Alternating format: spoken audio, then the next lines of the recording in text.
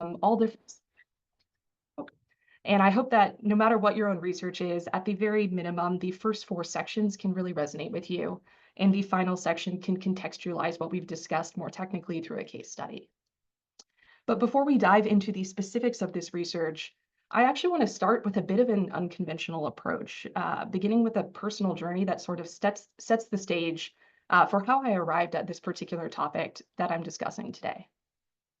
Now, I'm sure this journey started well before I went to college for undergrad, but I want to reflect on the actual very first few sentences of the very first paper I ever wrote, my freshman year in college, in a course called The Politics of Campus Space.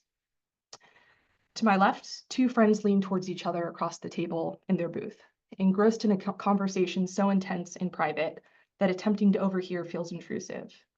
Behind me, 4 students sit in a small circular table, their laptops open and papers scattered, fingers flying across keyboards as they remain entirely oblivious to the commotion around them. Even after dinner ends at 8 o'clock, the students will likely stay at the table, studying late into the night, perhaps even into the early morning. So in this paper, I was exploring different architectural theories that had guided the design of campus dining halls and observing how these spaces shape the social dynamics around them. Again, I didn't have any quantitative data at the time to back up my observations, and the study was primarily exploratory, right, based on just direct observation. It wove in, though, how university policies had shaped this dining culture evolution, changing not just how the spaces were designed, but also how people experienced them in meaningful ways. So as universities are really increasingly emphasizing well-being and livability, many have recognized the role of campus spaces in fostering student success and community. Just for example, recently, Northwestern University has prioritized the development of third spaces in their strategic plan for the university, which are shared areas on campus that enhance a sense of community and align with their vision of creating a more common student experience. Now, fast forward a few years, and I found myself now in grad school where one of the projects I worked on was called Sensors in a Shoebox. This was a program in collaboration with the School of Education, that helped K through 12 students and their parents to explore their communities using wireless sensors. These kits, which these students learned to configure and use, allowed them to monitor and measure different features of the built-in natural environments. And combine this quantitative data with observation and interview data captured from their environments. But what was truly eye-opening during this project was that the students weren't as interested in the data types that typically dominate the research in community sensing, things like air quality, water quality, and stormwater, which are being published about just constantly, right? Instead, their focus was really on reclaiming and redesigning their physical built environment. They wanted to turn abandoned lots into parks and rejuvenate public spaces that had fallen into disrepair. And this, of course, wasn't an issue that could just be solved with standard off-the-shelf sensors. The students did their best, though. So shown here for an example, students designed sensing benches out of reclaimed wood that house passive infrared sensors for measuring the bench use. They deployed these benches across their park to quantify how placement impacted usage patterns in that space. They then used this data to amplify their voice with the city, and as you can see here, 1 year later, they had broken ground for what is now a new park, shown here. And ultimately, these experiences really highlighted the importance of addressing the more complex and less understood aspects of the built environment. An entire set of systems at the intersection of social and spatial forms remains scientifically unexplored, and how that knowledge can be useful to community really needs to be rooted in things like knowledge, trust, and agency. These problems require a really comprehensive methodology for sensing and modeling human behaviors and interactions in infrastructure, enabling that discovery of some underlying system that can be exploited and used to respond to dynamic human inputs just as effectively as we've been doing to physical changes. And addressing this challenge requires the pursuit to eliminate these dark spaces, right? So what I refer in the title of my talk as the systems that lie at the intersection of social and spatial forms, so that we can provide communities with these insights they need to improve human-centered design. Now, I want to zoom out a whole lot and look at some of the historical trends that are necessitating this research today. So in other words, where a more conventional talk may have chosen to start. So looking at the role of civil and environmental engineering in response to these societal needs. I'd like for us to sort of approach this discussion by recalibrating our mindset and breaking engineering of the built environment back down into those most basic building blocks. And this is, of course, because when we think about it, right, it's how engineers originally approached these foundational blocks that has shaped fields such as civil and engineering to be what it is today. And that's not to say that the ways in which these core building blocks were selected and built upon was not comprehensive, right? It's more to say that this development has really occurred throughout history in response to the needs of society and the tools available from which to innovate. So looking at the left here, right, we went from surveying and construction to BIM, and from hydraulics and hydrology to smart stormwater systems. That said, though, so society's evolving needs from the built environment are starting to challenge these traditional civil engineering paths. So the engineering behind, say, infrastructure design can differ significantly from the engineering that governs the flow of goods and resources within or over it. So in this talk, I want to explore sort of fresh perspectives on these core building blocks in 2025 and beyond, so that we can uncover previously overlooked opportunities for impact and innovation that are going to be really critical to facing new challenges over the next few decades.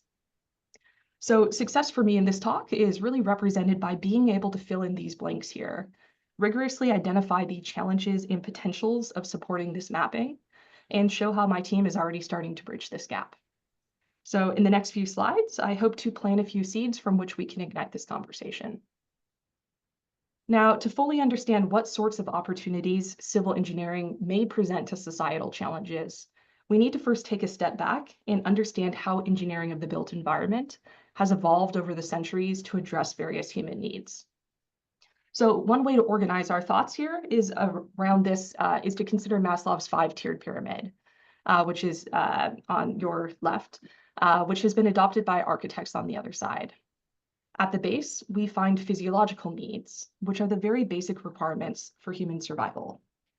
Above this, we encounter safety needs. The next tier represents social needs, then esteem needs, and at the top, we find self-actualization needs. So as engineers, we fundamentally design and build the environment to serve these needs. But while throughout history, our design objectives have really moved up this hierarchy, mostly from level 1 to level 2, engineering of the built environment has really struggled to meet human needs at level 3 and above. For example, looking at a timeline of engineering in the built environment to look at this sort of response to these needs. In ancient civilizations, our focus was primarily on basic needs, the lowest level of this hierarchy. Moving into the Middle Ages and Renaissance, we saw the emergence of fortresses and walls, symbolizing the desire for security.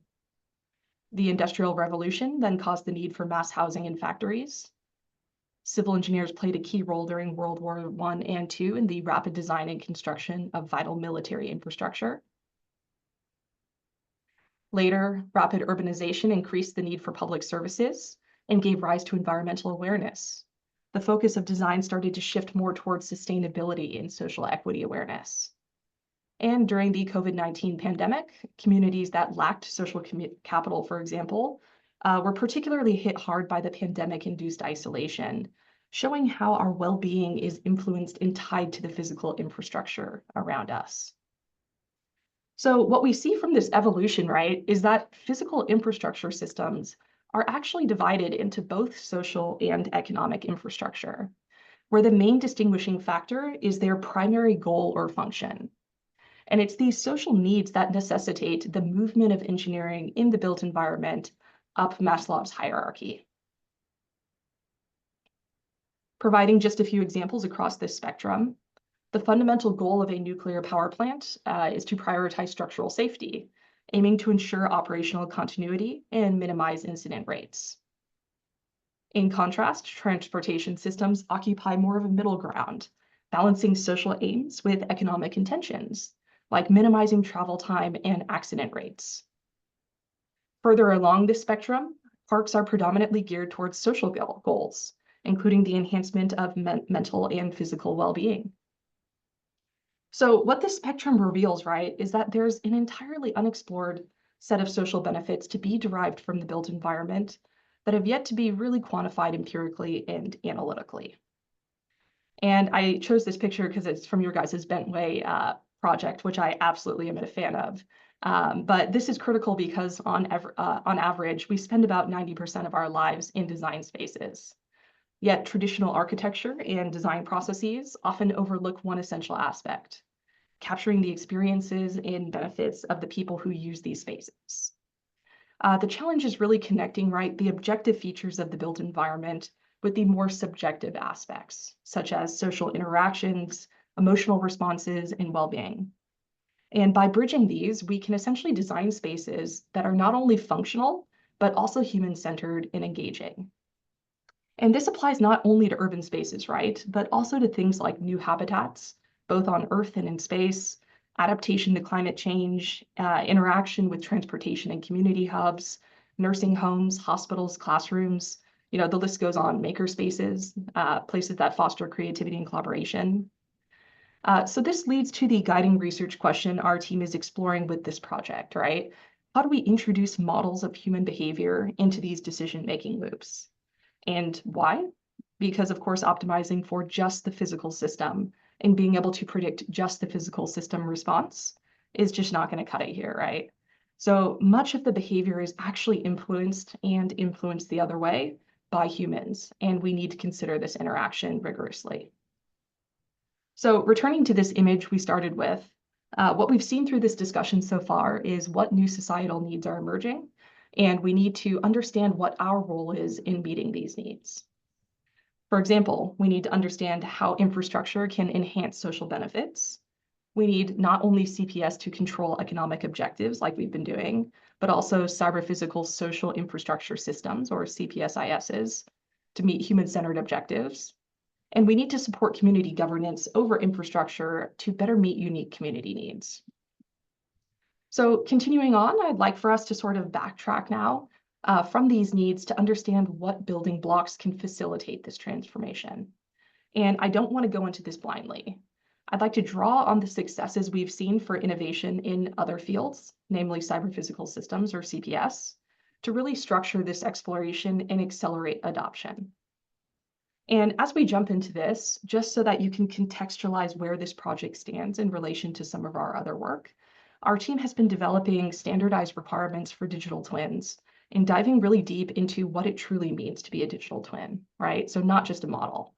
And as part of this work, we fully recognize the role that humans stand to play in digital twins. And I think that these are two of the most critical areas for advancement in our field over the next few decades, right? If we can do it right and if we can do it rigorously. And these are scalable digital twins and integration of humans within these models and processes. But today we'll be focusing on one aspect of this, which is primarily situated in the workflow and analysis domain, where something like CPS lies. So many efforts, just as background, have been made already to design infrastructure systems to leverage their potential benefits. Looking at CPS, the three key components are infrastructure monitoring, computing, and actuation, where the attribute to be optimized is always part of the physical system. For example, CPS has been utilized in our field to control stormwater systems. Water depth data is passed to the cyber system where it's processed. The cyber system then determines the necessary response, such as closing or opening valves dynamically to minimize flooding across the network. CPS has also been extended to include humans in the loop in several places within this cycle. The human in the loop CPS of, say, an office space is shown here, in which humans function as either operators, sensors, or supervisors. Still, though, the goal is to improve physical system performance, such as energy efficiency. Now, it's at this point that we really hypothesize that if we can figure out a way to integrate, classify, measure, and control interactions, then there may be some way to improve social benefits derived from infrastructure, such as to improve productivity of people using the same office space. And this hypothesis, though, is not entirely new, right? Because for decades, we've seen social scientists and engineers try to come together to explore how agent-based modeling, or ABM, can augment this process. But as I'm going to show, this is not necessarily the path forward. So while ABM is a transparent approach that accounts for individual level representation and modeling emergent behavior, classical ABMs rely on community surveys and expert opinions for parameterization rather than sense data. And this increases the cost and lacks the dynamic adaptability that, say, real-time data would offer. So the database shown here is a survey database instead of a sensor database. And the survey database is used as inputs to initialize the human agent. ABM also struggles to handle agents with multiple objectives in dynamic settings, making it really difficult to handcraft decision-making rules. Lastly, the hard-coded nature of action rules severely limits its generalizability.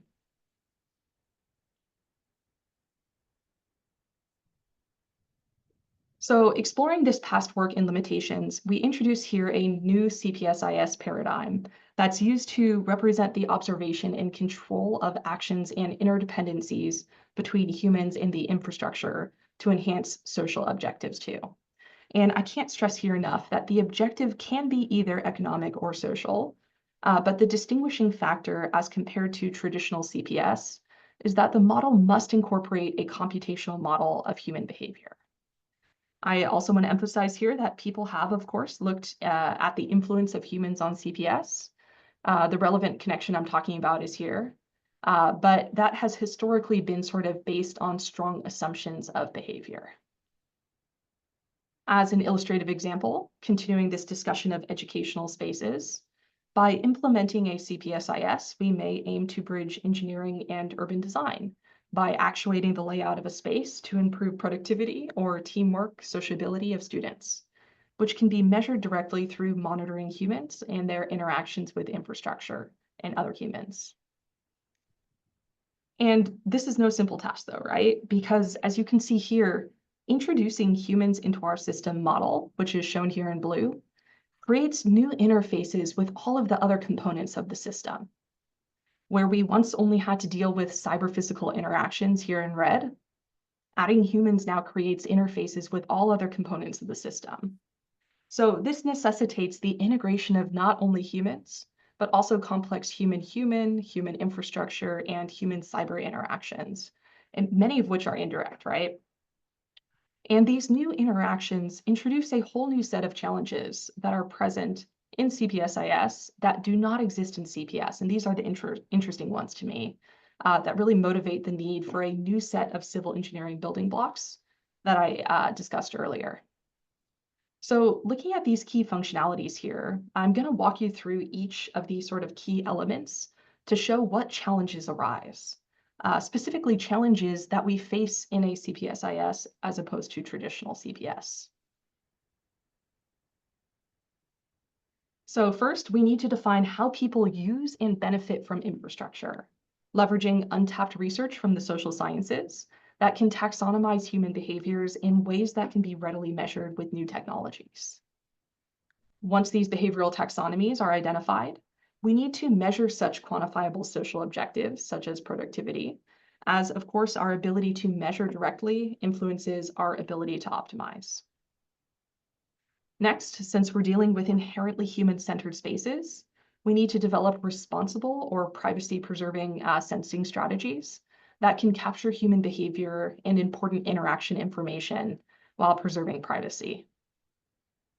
Next, on the cyber side, we need to develop an appropriate system modeling framework to predict how people use infrastructure systems that can overcome unique challenges, such as diversity of behavior, behaviors unique to users, accounting for personal goals, which are inherently dynamic and externally unknown, the dynamic nature of the physical environment, generalizability, across new environments, multitasking, social ties, and uncertainty, of course. And again, on the cyber side, there's also multiple computational challenges, such as accounting for design alternatives, having multiple objectives, interpretation, scalability, and inherent human constraints.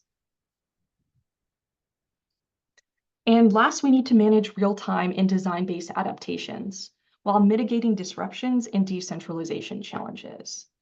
So these research challenges really shape some of the projects that we pursue with a particular focus on human-centered spaces. So whether you're optimizing energy use or enhancing social cohesion of, say, urban spaces, that integration of human behavioral models into infrastructure is pivotal for really achieving this shared vision of sustainable and livable environments. And one thing I want to mention, and that I find so exciting, is that the IEEE Control Systems Society actually came out with a report within the past year discussing what they believe the societal scale grand challenges are for the upcoming decade. And human-centered CPS was a central theme throughout the entire report, ranging from climate change mitigation and adaptation to quality of life, to the sharing economy and intelligent infrastructure. So now that you understand sort of the broad challenges faced, I'd like to provide a very brief overview of some of the projects that we're carrying out related to this topic before diving deep into one. So at a high level, we're studying how to integrate things like multisensory perception to enhance modeling, which can span social physical system interaction and modeling. Another thrust of our work explores how we can monitor and interpret human state through body language and action response-based interactions in privacy-preserving ways. This really builds on social physical system interaction and modeling to incorporate human monitoring.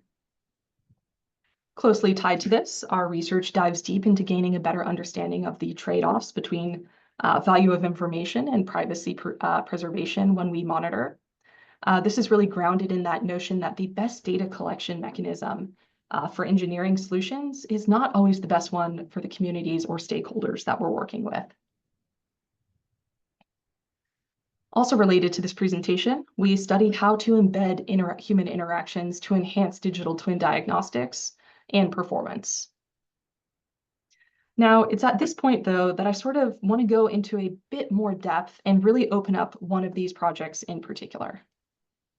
Specifically, I'd like to focus on the modeling piece, which is central to integrating each key CPSIS component shown here.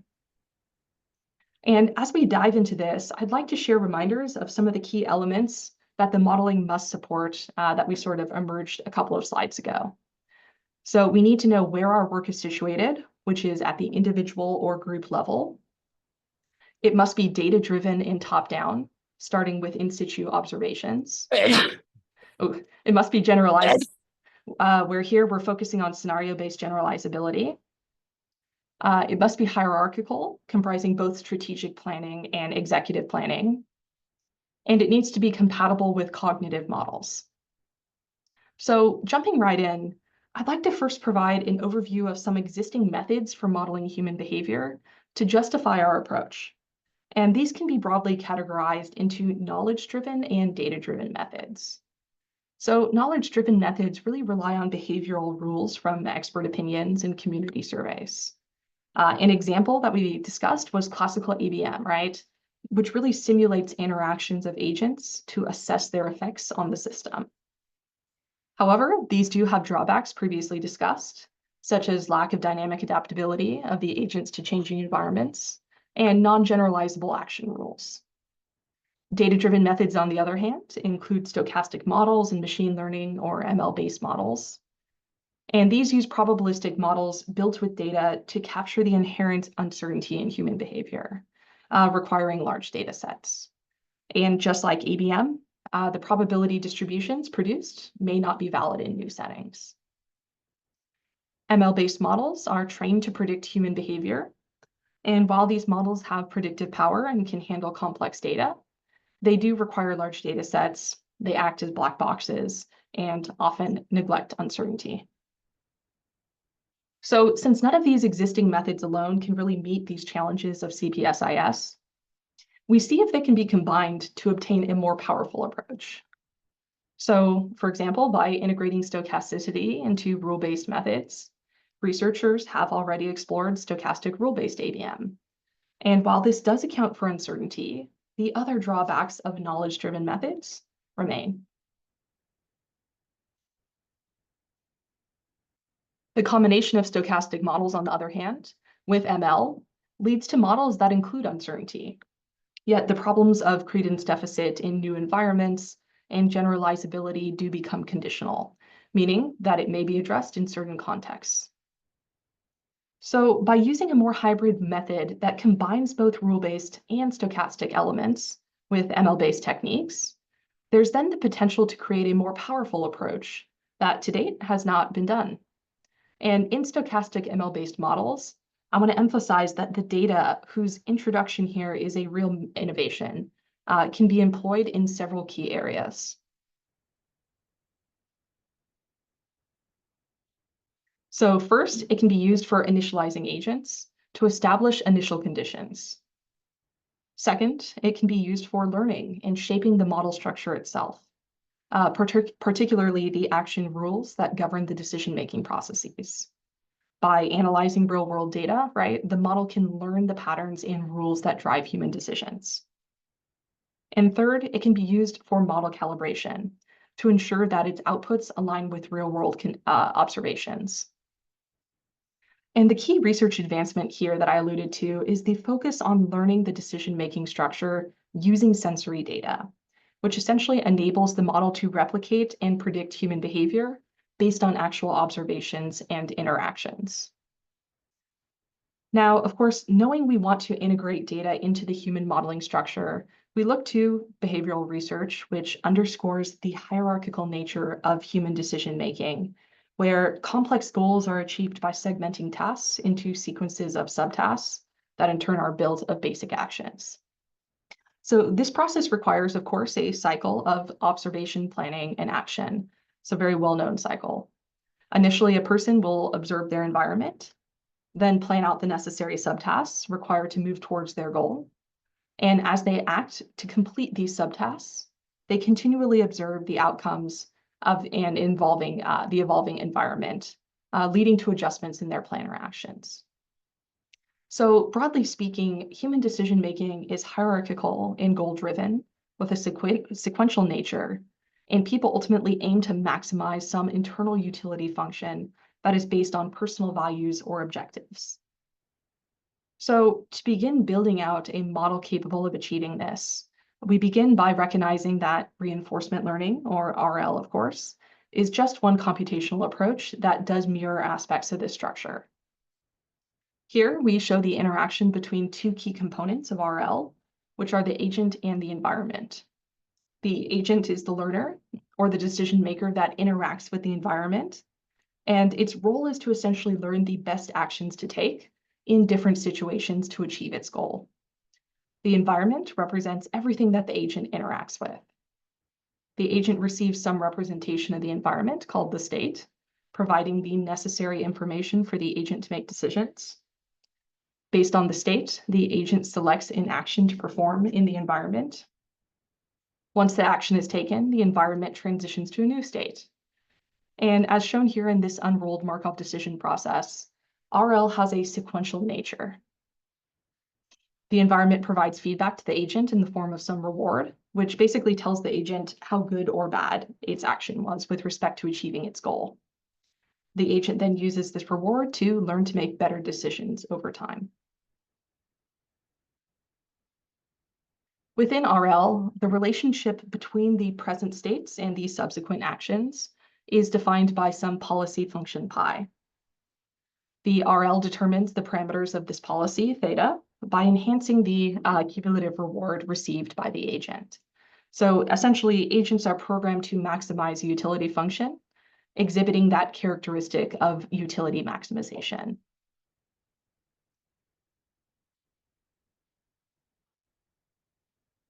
However, this alone is not sufficient, right? Because to model the complexity of human decision-making processes, we need to add some hierarchical structure to the RL. So the hierarchical RL generates intermediate objectives, which we call macro actions. Once a macro action is determined, the subordinate RL layer is responsible then for discovering some specific subpolicy, denoted as pi of theta here, which aims to fulfill the designated subgoal through execution of smaller steps, or what we call micro actions.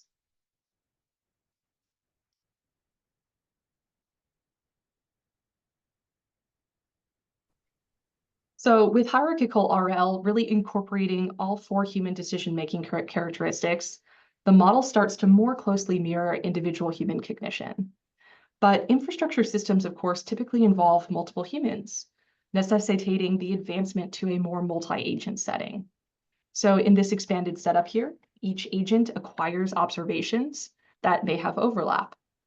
The cumulative actions of these agents then influence the environment and results in a new state in the allocation of individual rewards for each agent. At this stage, the problem now is that multi-agent hierarchical RL, right, the name is just getting longer and longer, addresses only the first 5 modeling challenges of the 8 I identified earlier. And one is that we still don't know the goal, meaning the policy function here is not known. And thus, we try to learn this policy function using sensor data, which is super powerful. And to do this, we integrate imitation learning, or IL, where we leverage supervised learning techniques to replicate human behavior observed through sensor data. And there are multiple ways to do this shown here, with generative adversarial imitation learning being most suitable in this application. So by implementing imitation learning at the higher tier of our hierarchical RL to obtain some meta policy, we're essentially forming a hybrid approach now that addresses the 6th challenge of unknown goals.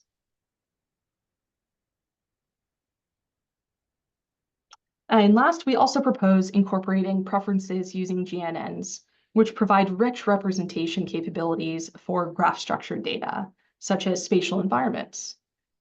They can aggregate and process information from a node's neighbors, capturing both the node's features and its relational context, which is key in the built environment. The use of GNNs here for representing the physical and social characteristics offers really notable advantages, especially in terms of adaptability to dynamic environments, as well as generalizability and reusability by providing a more local context for environmental features. The trained GNN is then used as a more realistic reward function in the subordinate RL algorithm. So now that we've discussed, albeit pretty high level and quickly, the basics of our approach to modeling human behavior, I'd like to now make it explicitly clear how this is incorporated into our CPSIS framework. So let's zoom in on the cyber component and put in the inner workings we've discussed. So the primary input for the imitation learning is sensor-acquired data, like information captured from privacy-preserving depth sensors, which undergoes regular activity recognition algorithms. This data is transformed into state action pairs that characterize user activities and capture the driving factors behind high-level decision-making. Looking at the meta-policy training through IL, once the state action pair dataset is formed, it then serves as the input for the IL. The high-level environment in this module here receives the high-level state in the previous activity. The environment then outputs the next state by updating information such as time, cumulative duration of activities, or changes in the social and physical environment. The imitation learning algorithm then uses the dataset as well as the high-level environment to train the meta policy, which associates states with activities for the agent. The trained GNN is then used as the reward function in the subordinate RL algorithm, as we previously discussed.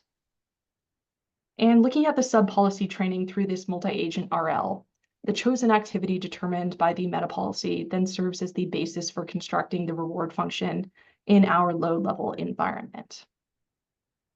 This low-level environment is then responsible for executing the specific activities through fine-grained actions. For each agent that we have and activity, a unique sub-policy is trained using multi-agent RL, which is designed to handle the low-level observations, such as those from the physical and social characteristics. So finally, with these high and low-level policies trained in working together, we can use them in our simulation engine to predict the social outcomes of the system. The optimization module is going to basically check to see if these social objectives are satisfied. And if not, it can continue to change the physical environment and measure the corresponding social outcome. And this is really shown here as like an unrolled version of the simulation diagram over time, where in each step, this meta policy decides the goals, and the trained sub-policies for achieving those objectives are constantly called to simulate in a multi-agent setting. All right, so I know that last section was a little bit more technically heavy, so I'd like to now sort of close out my talk with a very brief high-level example, one that was very much inspired for this talk based on that Bentway that you guys project you all are working on. And this is going to be here what I refer to as sort of the digestible toy problem, to contextualize this work in a more simple and understandable way. And that's within the context of public, open, and green spaces. So urban spaces exist on a spectrum from negative to positive spaces. It's a framework that's well known and very essential for understanding how design influences human behavior and community dynamics. I thought this AI-generated interpretation, as funny as it is, with all the rainbows and stuff, was actually quite insightful for visualizing these two spaces. Because negative spaces on one end, such as vacant lots, they lack activation and deter social interaction, while positive spaces are thoughtfully designed to encourage connection, activity, and well-being. Ambiguous spaces in the middle of this spectrum highlight more the untapped potential, right? So areas that could transform with strategic design interventions. So this slide illustrates an example of a transformation of a simple pocket park, starting as an ambiguous space with the minimal features, things like grass, rocks, and dirt, and evolving into a more positive space through intentional design. So looking at the ambiguous space, we generate 6 maps. We have a physical features map, a temporal map, an obstacle map, a shadow map, a light intensity map, and finally a social map. And these maps capture several of the complex features influencing agent behavior in these park states. Similar maps can be generated for the transformed positive space, showing how new features such as seating, pathways, and greenery can alter the environment. These updates improve things like usability, social interaction, and comfort, guiding the preferences of the modeled agents. Focusing on the physical features map now, this grid overlay basically discretizes the space, enabling analysis of agent behavior. So in this problem, we're going to introduce 3 agents. Agent 0 is sociable, meaning they prefer organized communal spaces for moderate social interaction. Agent 1 is more comfort-focused, seeking shaded and quiet areas. And Agent 2 is more introverted, valuing cleanliness and tranquility while avoiding social congestion. So these agents illustrate sort of different human responses to the park's design. We trained our GNN over multiple epochs, and here you can see the training loss plotted on a logarithmic scale. So to handle data imbalance, we use a binary cross-entropy loss with class weighting to give more importance to the positive cases. The training is done in batches of 256, running up for 1,000 epochs, with early stopping to avoid overfitting. So in this slide, we see the prediction of results of the GNN preference layer that we trained. So Agent 1, it all follows our intuition, right? Agent 1 prefers shaded areas and quiet areas, predominantly selecting seats under the shade of things like trees or on the top section of the park. Agent 0, the more social agent, chooses seats close to Agent 1 to interact. Meanwhile, Agent 3, who's more introverted here, prefers seats further away from the others, mainly around the picnic table and the water fountain. So looking now at the trajectory of these agents, each agent interacts with the environment over multiple iterations with a horizon of 3 steps per episode and 100 episodes per iteration. So at each step, the agent's actions are determined using a combination of policy sampling and epsilon greedy exploration, really to strike a balance between exploration and exploitation. And to ensure stable training, of course, we normalized the advantage function and apply PPO or proximal policy optimization clipping to regulate policy updates effectively.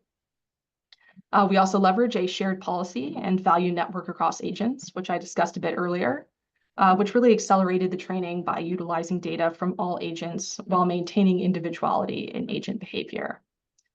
This way, of course, each agent's unique preferences, like we just saw, are embedded in its observations and captured through this reward function, supporting really tailored decision-making. And of course, these are just a few of numerous activities that this model is capturing in this space. But again, I want this to sort of serve more as a way for you to visualize and digest what this model we're developing looks like and how it behaves. And hopefully, once you have something that's bite-sized like this, you can go back to this slide, which is the slide I think was so important that I'll bring it up twice in this talk as I finish up here. And when you're going for a walk or you're spending time in design spaces, especially spaces that are going to be evolving a lot, think about those experiences in the spaces, these intangible things that pull you towards things and away from others, and this modeling, and how that might apply to your own work. But just to close, as this modeling isn't just, I want to emphasize that the modeling isn't just applicable to public spaces, right? Hopefully I've conveyed well the broad implications of this type of modeling, because if we can sense and interpret human interactions in a privacy-preserving way, and we can use this data to improve computational models of human behavior, especially within digital twins, that can then feed back to alter either the human's behavior or the physical system, then suddenly this can become almost any space, right? Not a public space, but maybe a manufacturing floor to improve design processes that increasingly require human intervention. The same can happen in a collaborative environment like Autodesk tech centers, right? Which support these same types of human-in-the-loop processes. Or moving the focus more towards the built environment, this can be used to provide really rich information to better model and automate buildings to be more energy efficient. So with that, I'd like to bring this talk to a close and return to the slide we started with when I mentioned that the goal of the talk was to fill in these blanks, identify the challenges and potentials, and show you a little bit of what we're doing to bridge that gap. And I do hope that sort of spending the time to paint and motivate this broader picture, we can spark some future discussions and build a more robust community and collaborations around this area. Many of these collaborations are already starting up with folks like Chris McComb, who may be on this call, Cody Gonzalez from Social and Decision Sciences, Dan Aldrich from Political Sciences, especially as we continue to integrate more cognitive behavioral theory into these models, which is our primary focus for the upcoming year. So with that, I know I've taken most of our time. I'll close things out and thank you again for inviting me here today. Thank you so much, Dr. Flanigan, for your dynamic slides. And I learned so much from your talk just now. Hopefully the radiator started to go berserk here and there's a large hammer sound. So hopefully that didn't disrupt you guys too much. No, it was so holistic and informative. And I would love to invite some questions from our participants. Comments, questions, thoughts?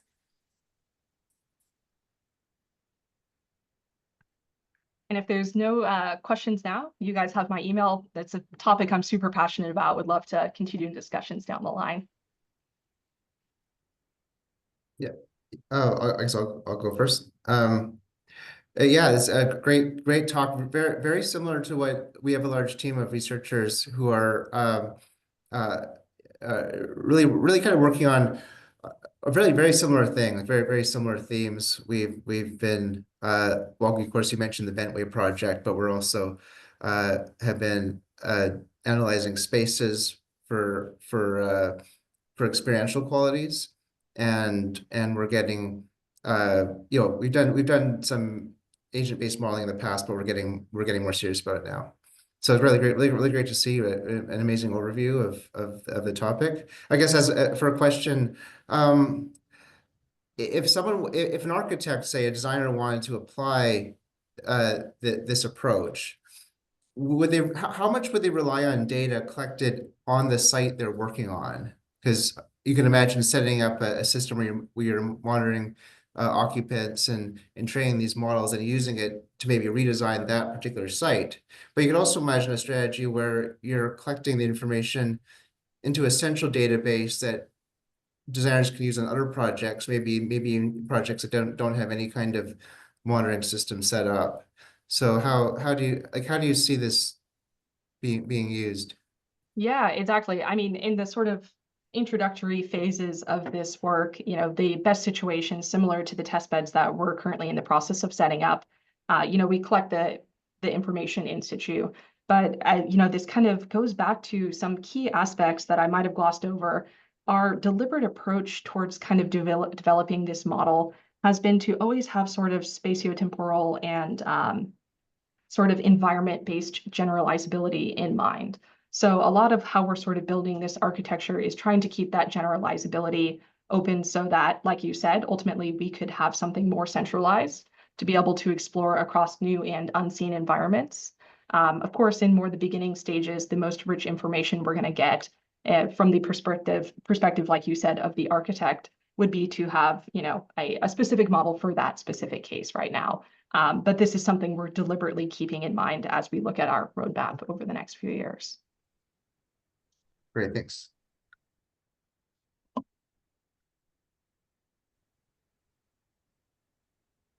I've got more questions. I want to make sure people get theirs. Now I'll throw one more out there.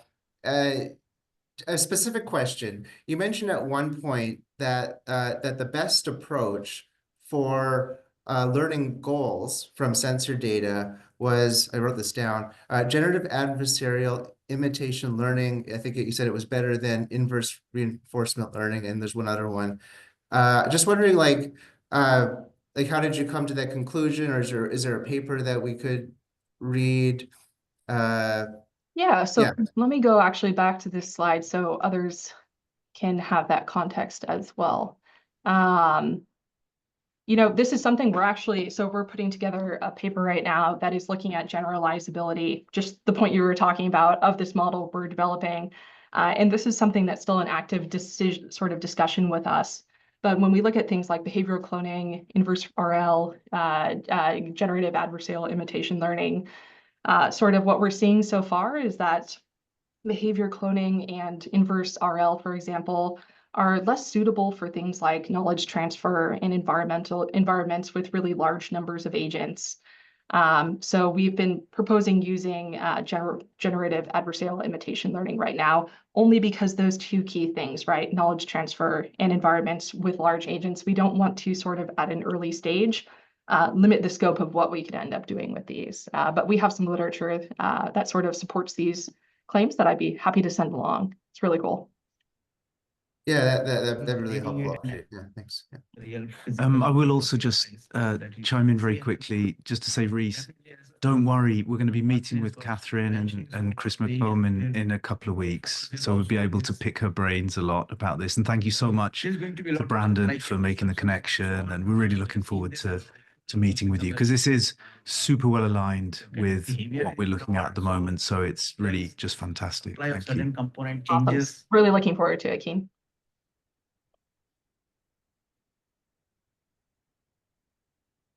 Well, maybe that's what can I ask one more then? A broader question, a broad question this time.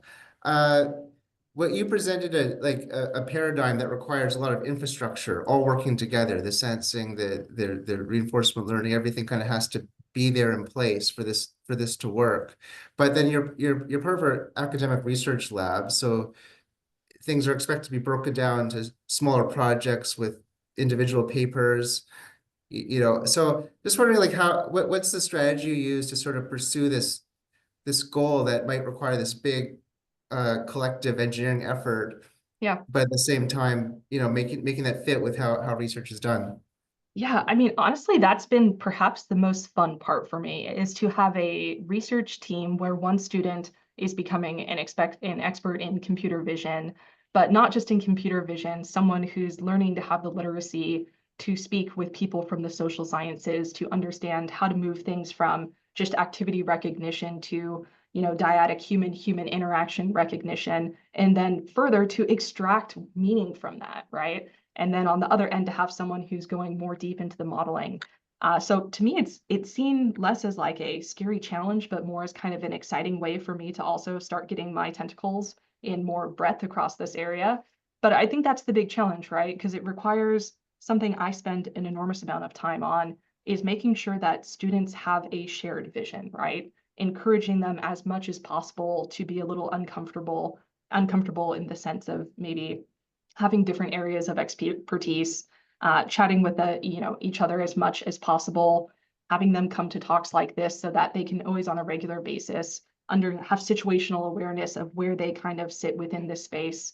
But one of the interesting things that comes up too is that as students are diving into, say, the sensing part or the computational part or the digital twin parts, as they start to go past me and become more of an expert than I am, that's where I start to realize more and more areas where this can be applied to when the students kind of get that depth and understanding. And, you know, something that could have just started with parks has now expanded to, like I mentioned, manufacturing spaces, which emerged from that student working on sensing, to hospitals, to all different types of areas. So it's a challenge, but it's also exciting, and good communication, I say, among students is really key here. Great, thanks.